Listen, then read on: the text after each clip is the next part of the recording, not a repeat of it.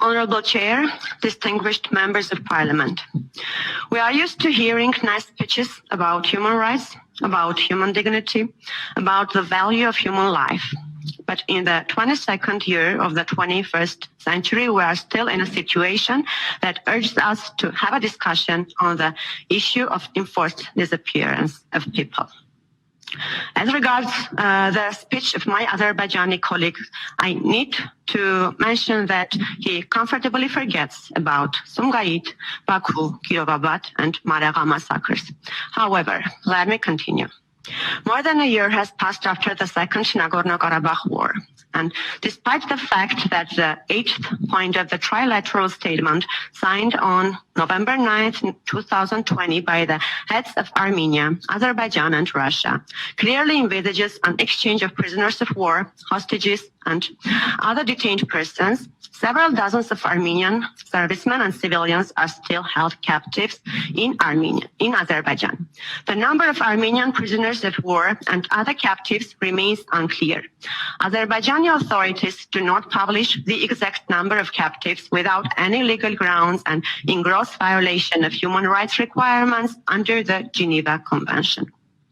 During the past year, 142 prisoners of war and captives have repatriated to Armenia. However, 46 confirmed prisoners of war and captives are still kept under the Azerbaijani custody. During the last months, Azerbaijan has repeatedly abused legal procedures, falsified the requirements of international law, and prosecuted Armenian prisoners of war using deprivation of liberty as punishment. Labeling Armenian servicemen and civilians as terrorists is a gross violation of international humanitarian law and international human rights law in general. We emphasize once again that regardless of the date of captivity, all the Armenian servicemen and civilians held in Azerbaijan are prisoners of war by their current status and should be treated as such.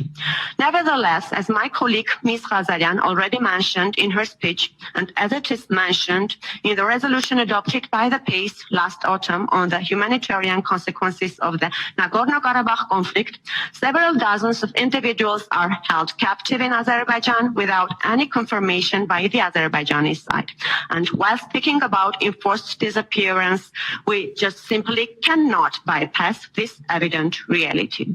Applications to the European Court of Human Rights related to these cases of enforced disappearance have been filed, and interim measures under the Rule 39 have been applied by the court against Azerbaijan. However, so far, Azerbaijan has not implemented the decisions of the ECHR.